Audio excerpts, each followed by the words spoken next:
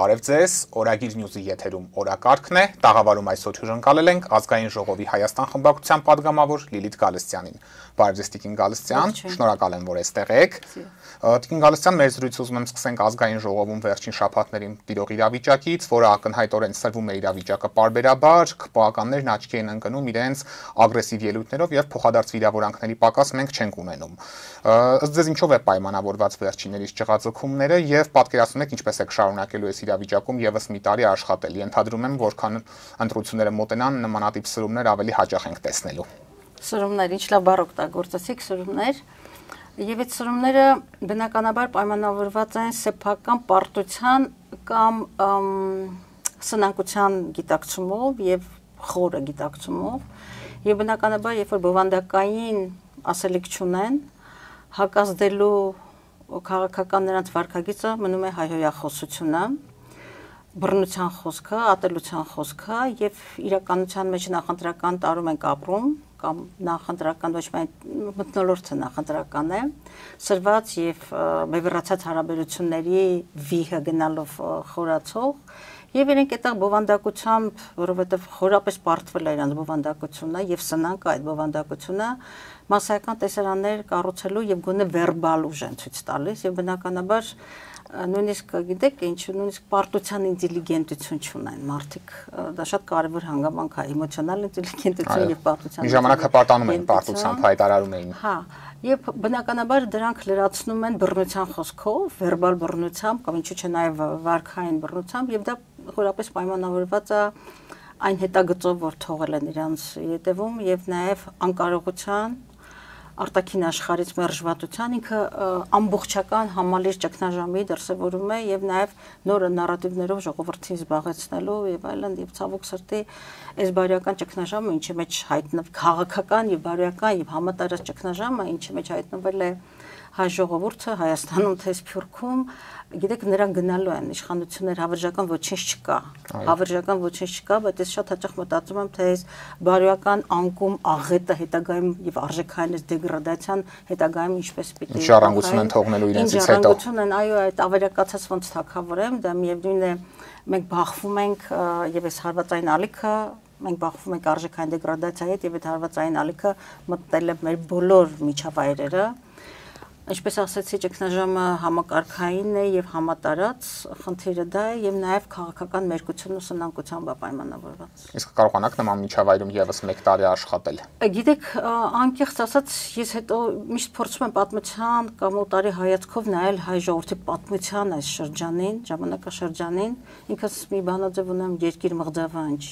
Ես շատ եմ ցավում, որտեղ իմ համար երկիրն այրի էր, չքնախ հայրենիք եւ այլն, եւ հիմա երկիր մղձավանջի ենք վերածվել։ Երկիրը քաոտիկ մի մղձավանջի մեջ է եւ բոլոր ոլորտներում, գիտեք, որևէ առողջ հատված չկա եւ չի կարող լինել, չի կարող քո երկրի առաջին դեմքը պաշտոնի բերումով, առաջին դեմքը խորհրդարանում այդ խայտարակ վարքաբանությունը դրսևորել, հայհոյախոսությունը, նույնիսկ մարմնի լեզուն իր ամբողջովին վիրավորանքի եւ սպառնալիքների, հետո ասում են համբերություններ հատել եւ ցույցեր տալիս այդ նշանը։ Համբերություններ հատել թե դեղերներ ու շնթունել եւ դա այլևս էական չի։ Խնդիրը այնն է, որ այս մթնոլորտում իսկապես մղձավանջային է, բայց ընդհանուր այս վարքականոնին մենք այսինքն շատ 2 ամիս հետո դու հասկացար որ սա է լինելու այս հետագիծը երբ որ ինքը դատավորներին վնգստացող ասեց ասֆալտերին ծեփելը սեռական հայոյանքով ի վերջո սկսեց իր քարոզարշավը եւ դա բոլորն են հիշում եք այն մուրճը իբրև թե երագույնի գույներով այսպես փաթեթավորած եւ այլն Այդ մուրճը այսօր շատ ավելի լկտի դրսևորումներ ունի, քան թե մուրճը։ Բայց մենք երկրի ներսում Տիկին Գալստյան, օրինակ երկրից դուրս մենք դրա կիրառությունները չենք տեսնում։ Միանշանակ դա այդպես է, այդպես լինելու համար որ Հայաստանը իսա բոլորանվեր պարտվել ենք, բարոյական, քաղաքական, ինչ ասեմ, ռազմավարական, այս մեր պարտությունների Ես երբեմն վախենում եմ, որ այս պարտությունները հանկարծ անշրջելիության չվերածվեն, իսկ մենք անշրջելիության շեմինենք, եւ չի կարող երկրի ի պաշտոնե առաջին դեմքը հայհոյախոսությամբ եւ ոչ նորմատիվ վարք դրսևորել եւ դա հայելային չունենա արձագանք մինչեւ դպրոցները։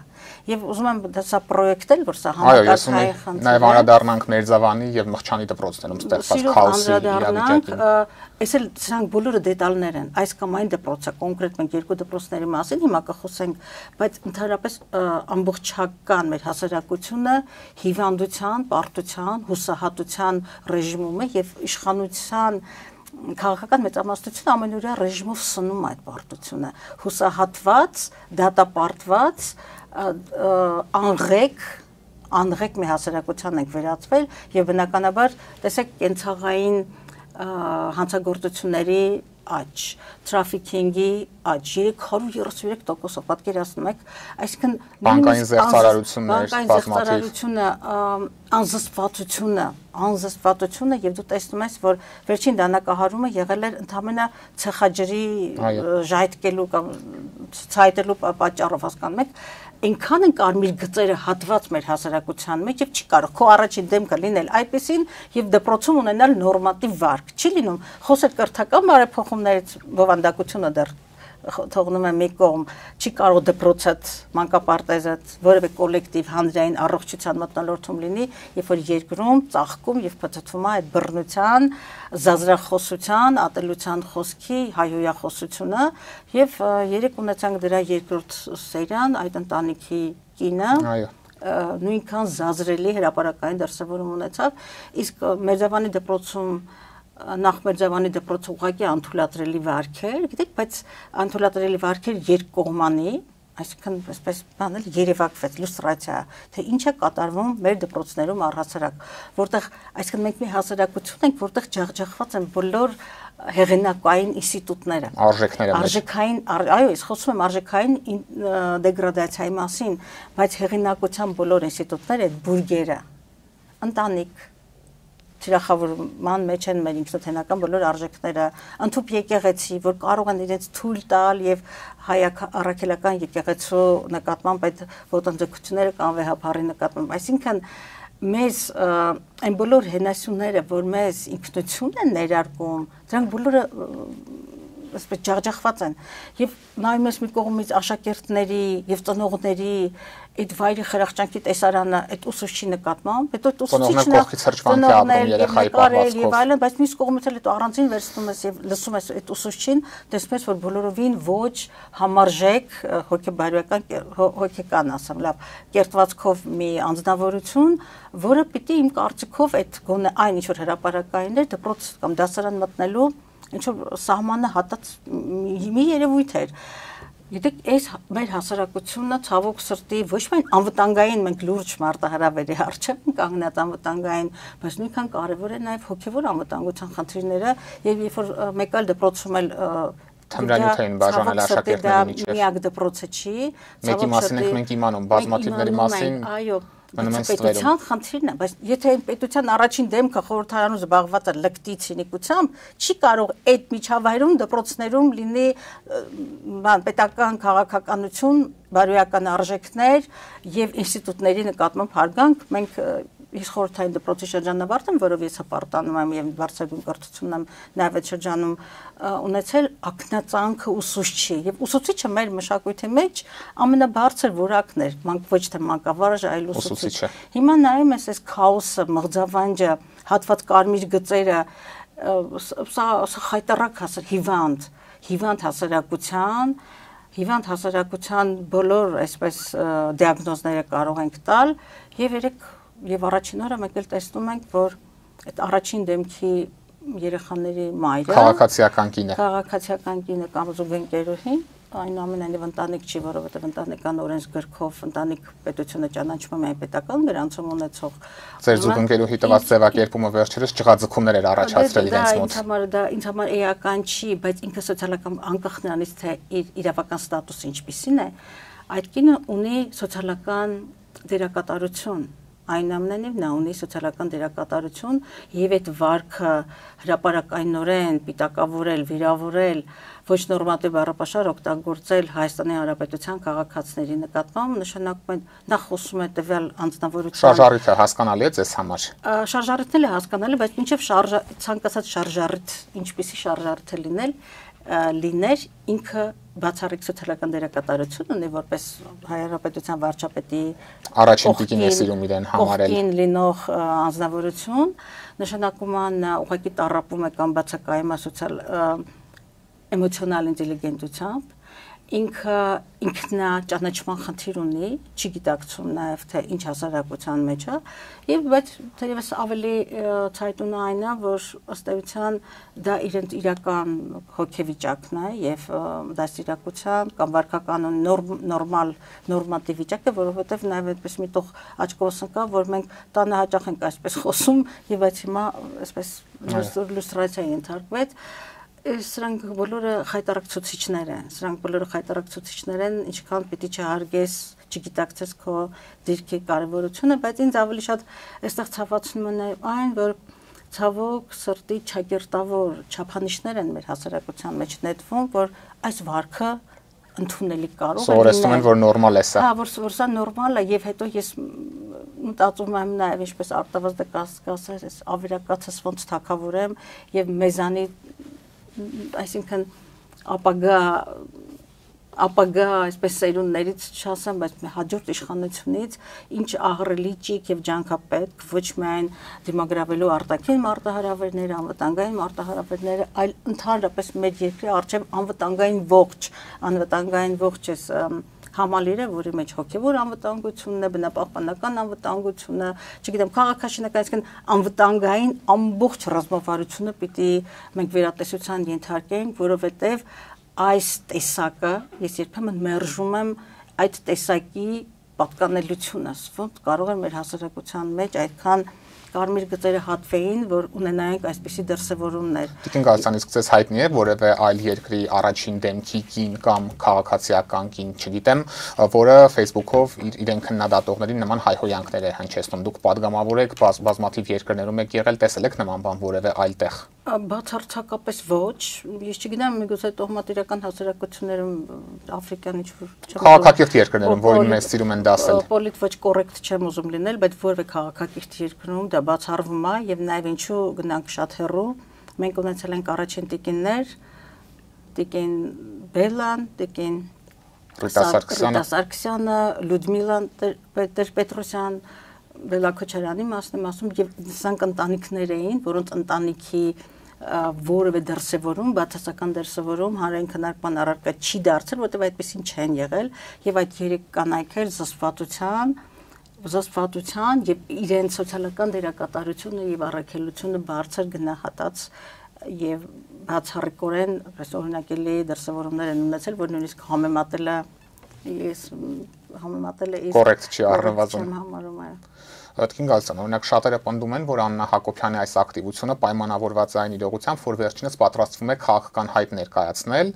ավելին կարծիքներ կան, որ վերջինս պատրաստվում է ՔՊ-ի նախընտրական ցուցակը գլխավորել հաջորդ տարի։ Դուք որքանով եք իրատեսական համարում այս սցենարը եւ ինչպես եք գնահատում վերջինիս քաղաքական շանսերը։ Ցավոք սրտի Հայաստանում այլևս ոչինչ բացառելի չէ, այլևս մենք ճակերտավոր մշակույթում եւ իրականության մեջ ենք ապրում, որ գրեթե ոչինչ բացառելի չի, բայց ես չեմ ուզում այդ կնոջ վրա շատ շեշտադրումներ անել, որ անկեղծ եմ ասում, ինքը իմ տեսադաշտում է այնքանով, որքանով որ իր բացասական ներդրումը ունի մեր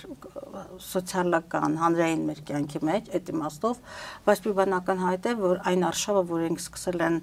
այդ զույգը, որ սկսել է, Փաշինյան զույգը, որ սկսել է, անունը թեև կրթության նորաձևության մասին է, բայց ըստ էության դա բացարձակապես կրթության հետ կապ չունի, ոչ միայն բովանդակության, առանձնապես բովանդակությանն էլ ծանոթ չեմ, որտեղ հիմնականում դրանք փակ են լինում եւ այսպես սելեկցիա է։ Դա նախընտրական արշավ է, պիտի ճիշտ անուններով ասել, նախընտրական արշավ է եւ ես ասում եմ մոտավորապես քաղաքական նոր քասթինգ է սա, որովհետեւ իրեն գիտակցում են, որ իրենց նոր թիմը իրենց հին թիմը կամ այս գործող թիմը բավականին այսպես նախ իրենց վարկանիշով իրենց սպառել է այս թիմը քաղաքական նոր բովանդակություն չեն արտադրում կամ այդ բովանդակությունը պարտության եւ կորուստների բովանդակություն է եւ իրենց թվում է թե նոր հերոսների ընտրություն են անում հաջորդ ընտրություններին պատրաստվելու եւ ամենակարևորը եթե ինչ-որ մի շրջան խուսափում էին եւ մենք էինք գնահատական տալի որ սա հայ ժողովրդի գաղափարական տրանսֆորմացիայի ծրագիր է եւ ինքնութենական տրանսֆորմացիա իրականացումը արդեն ինքը Փաշինյանը չի հերքում եւ ինքն է խոսում, որ այս նոր Հայաստանի նոր գաղափարական տրանսֆորմացիա է ենթարկում հայ ժողովրդին, իսկ այդ տրանսֆորմացիայի արդյունքում Հայաստանը կմնա եւ մեր ինքնությունը պետականության ինքնություն կլինի, թե ուղղակի ժողովուրդ կամ ամբողջ դա ուրիշ հարց է, բայց այդ տրանսֆորմացիայի ընթացք է, գաղափարական ընթացք է, նախընտրական շատ հիստերիկ ընթացք է, այդ հիստերիայի դրսևորումները եւ ցայտնոտությունը դրսևորվում է խորհրդարանում եւ նաեւ տեսնում ենք միջազգային որոշ դրվագներ այդ ցակուցրիվ անորոշ չկողմնորոշված Ադրբեջանի նախագահին սուրճ խմելու է հրավիրում, Էրդողանը մի ժեստով կանչում է, մոտենում է։ Շատ անկեղծ ասած, ինձ շատ անսահման տխրեցնում են այդ պատկերները։ Անկախ ամեն ինչից մեր երկրի ղեկավարն է, մեզ ինքն է արտասահմանում ներկայացնում։ Միանշանակ ինքը ներկայացնում է Հայաստանը եւ նվաստացումը բոլորինս է, իսկ այդ նվաստացման շարքը շատ վաղուց է սկսել, թեկուզ այնտեղից, որ ինքը ադրբեջանական բանահյուսության գլխավոր հերոսներից մեկն է եւ այդ բանահյուսությունը բոլորովին դրական բանահյուսություն չի, այլ բացասական հերոսի կամ ծաղրանքի նվաստացման, որտեղ բոլորս ենք նվաստանում, շատ Ես հայտնի երգը հիշեցի 44 օրյա պատերազմից հետո։ Անձամբ ես անձնական իսկ վիրավորանք եմ ընդունում, որովհետև ինքը ասոցացվում է չեն կարող հերքել եւ մերժել, դա իրողություն է։ Եվ նաեւ քիչ թե շատ նրանք, ովքեր մարմնի լեզվից են այսպես հասկանում, նաեւ այդ միջազգային հարթակներում նրա մարմնի լեզուն շատ բան է խոսում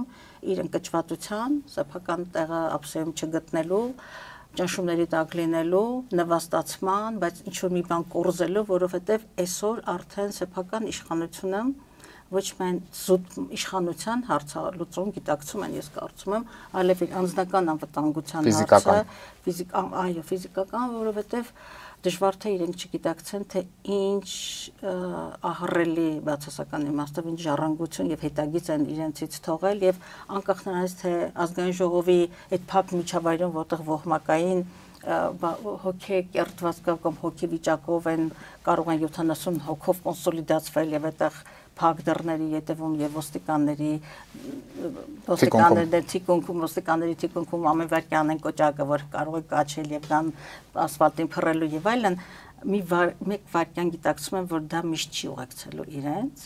եւ այդ հոխորտանքները եւ այդ հայանքները նաեւ վախից են ծնված, սեփական վախերը հաղթահարելու հիստերիաներ են դրանք։ Ես հենց սրան եմ ուզում անդրադառնանք Տիկին Գալստյան։ ԿՊԱ-ականներն ընդդիմության մեղադրանքներին կոշտ արձագանքում են, սակայն նույն վերաբերմունքը մենք չենք տեսնում արտաքին ճակատում, նույն Ադրբեջանի նախագահի հայտարարությունների դեպքում, վիրավորանքների դեպքում, որոնք շատ հաճախ հենց ուղղված են իրեն, չերրորդենք թե Նիկոլ Փաշինյանին ինչ ձևակերպումներ է տալիս նույն իր երբեմնի կիրթ ու կառուցողական գործընկերը։ Ըստ ձեզ ինչով է պայմանավորված իշխանության ներկայացուցիչների այս երկակի մոտեցումը։ Սա ոչ մի երկակի մոտեցում չի, դրա մասին չխոսում, սա խոսում է սնանկության, պարտության, բովանդակազրկության եւ արժանապատվության կորստի հետ, որովհետեւ մեր ամբողջ մեղքերն ու ողբերգությունները սկսվել են այնտեղ, երբ որ մենք հանդուրժել ենք, որպեսզի պարտվածը շարունակի լինել Հայաստանի Հանրապետության նախագահը կամ վարչապետը կամ բանակցողը։ Պարտվածը, դաժանորեն պարտվածը չի կարող լինել, շարունակել լինել պարտվածը, իսկ պարտվածից կորզում են ամեն ինչ։ Նոր պարտություններ է բերում։ Նոր պարտությունը, գիտեք, սոսկ պարտություն չի, անշրջելիության, պատմության անշրջելիության մասին ենք մենք խոսում, եւ 3000-ամյա բնորանը կորցրած, ցեղասպանված այս հայացքով նայեք, որ մեր ժամանակաշրջանում մենք բոլորս ականատեսն ու վկան եղանք հայրենազրկումի, ցեղասպանության երկու պետականությունների պայմաններում ավելի ողբերգական փաստ դժվար էր արձանագրել եւ եթե 15-ի ցեղասպանությունը պետություն չունենալու միջավայրում էր, որը անկազմակերպված նաեւ ազգի ցուցիչ էր ինչ որ իմաստով մի կողմ թողնելով աշխարհաքաղաքական միջավայր եւ այլն, բայց այս պարագայում ունենալ Հայաստանի Հանրապետություն, որը սահմանադրությամբ Արցախի անվտանգության երաշխավորն էր եւ այսքան դաժանորեն պարտվել, բնականաբար մեր հակառակորդները, իսկ ավելի ճիշտ թշնամիները գիտակցում են, որ սա դիմաց ունեն մեկին, որը պատրաստ է ամենավերջին զիջման, իսկ ավելի զոհողության սեփական աթոռի համար։ Եվ այդ հոգեբանները շատ լավ են բացատրում նաեւ այս ֆենոմենը, այդ հիստերիաները, բռնկումները, պայթյունները, իշխանությունը կորցնելու վախից, իշխանությունը կորցնելու հիստերիա է եւ բնականաբար նաեւ այն գիտակցումը ի վերջո բան չեն, այս որոշակի բանականության տիրապետողը եւ գիտակցում են պատասխանատվության պահը վաղ թե ուշ կանգնելու է իրենց առջև, իսկ այն որ իրենք ցեղասպանությունը կիսում են Ադրբեջանի հետ, այն որ ուրացման քաղաքականության դատապարտում են դրոշների այրումը, այդ ինքնութենական էս մեր ամբողջ ջախջախման սցենարիստներն են դաջվել է իրենց ճակատում եւ դա չի ճակատին քաղաքական ճակատին եւ ինչու՞ չէ մարդկային եւ դա որևէ կերպ չի ջնջվի պատմությունը կարձանագրի այս դրվագը ողբերգական էջը մեր պատմության ովքեր էին մեր հերոսները Եվ Տիկին Գալստյան, նաև անդրադառնանք Նիկոլ Փաշինյանին անվստահություն հայտնելու գործընթացին ազգային ժողովի կողմից, գիտեք, արդեն վարչապետի թեկնածուներ կան Էդմոն Մարուքյանն ու Վահան Բաբայանը։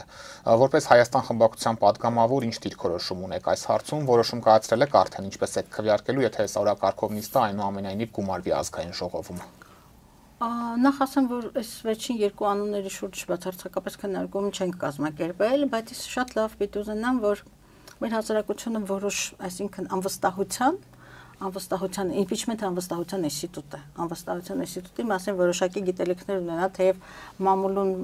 այդ մասին շատ է խոսվում, բայց այսպես սահում գնում է։ Եվ նախ պիտի ասեմ, որ օրակարգ մտնելուց առաջ նախ 36 ստորագրություններ է պահանջվում, որպեսզի այդ հարցը բնականաբար նաև տեխնացիով գա օրակարգ։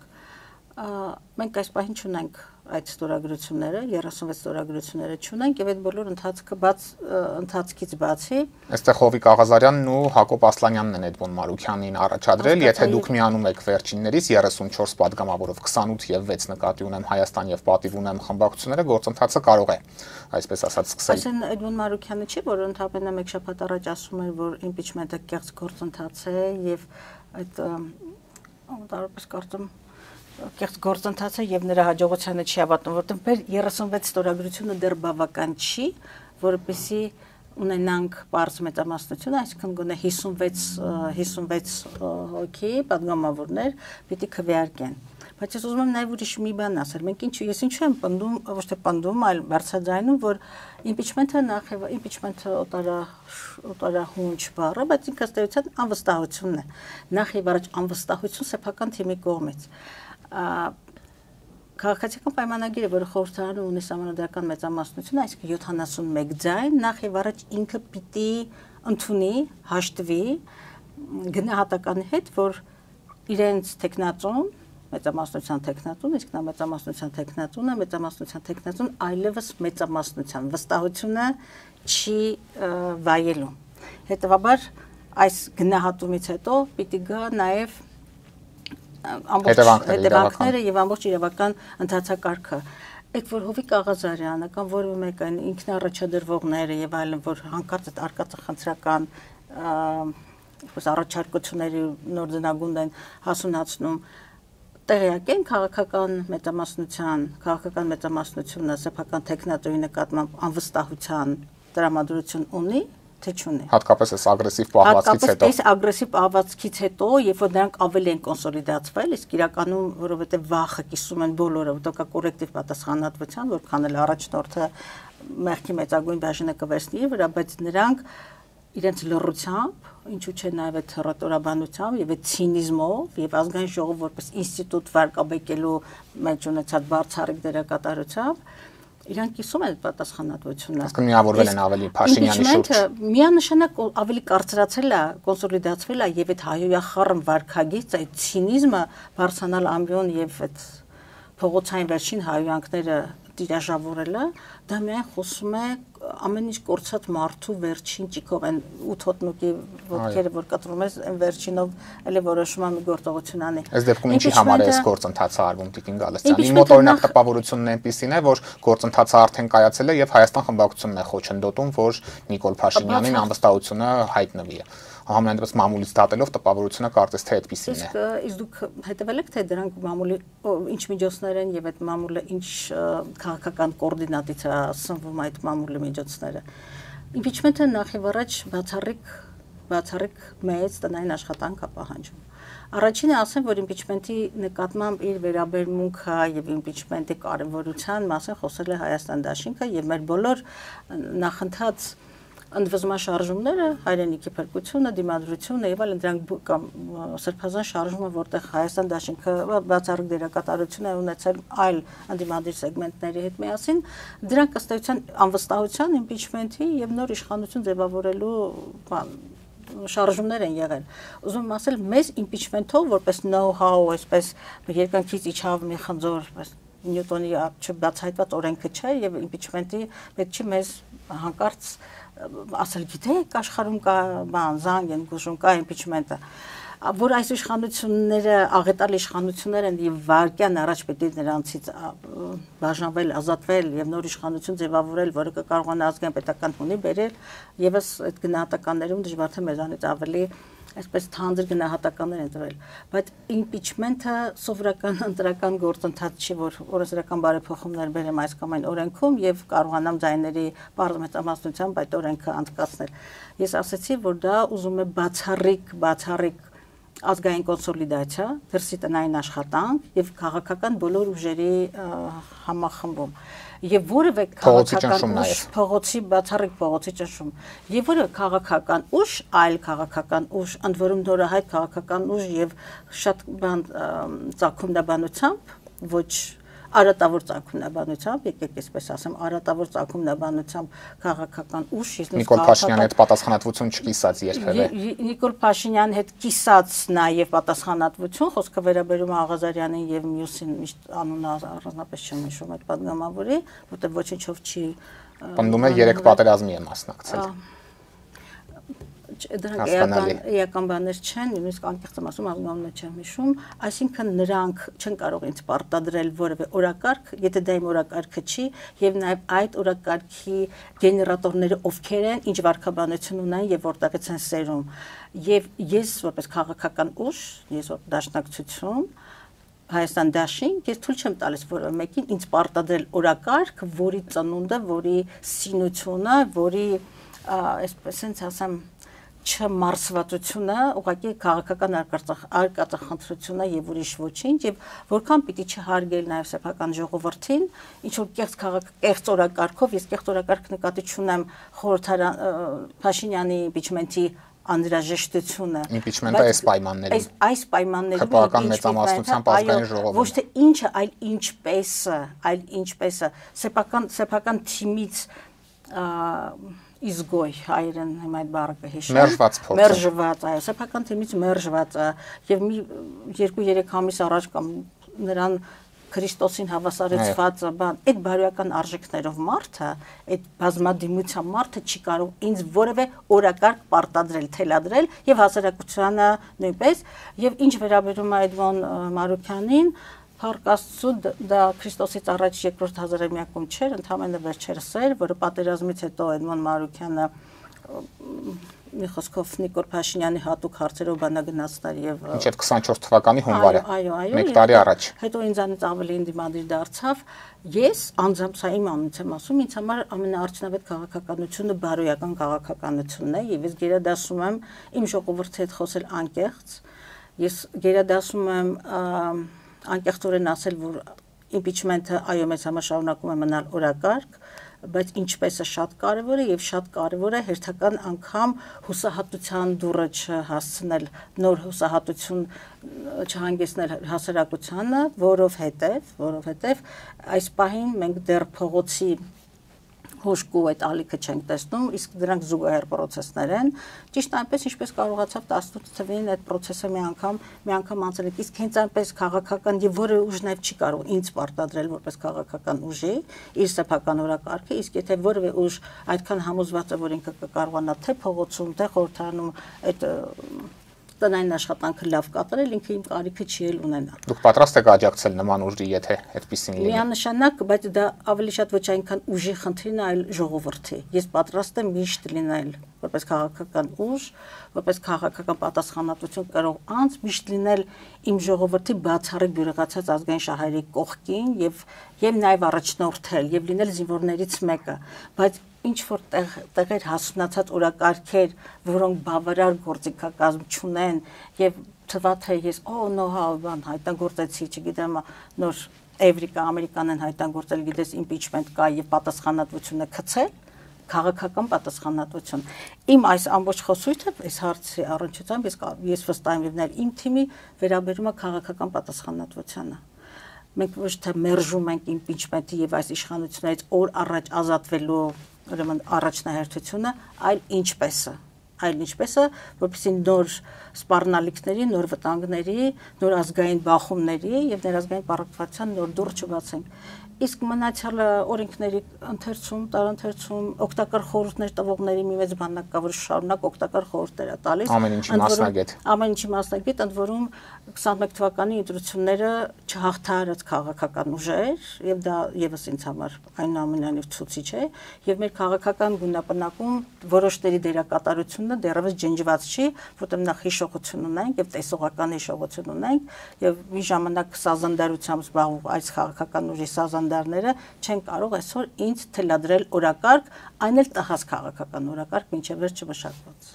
Տիկին Գալստյան, շնորհակալ եմ հետաքրքիր զրույցի համար։ Սիրով։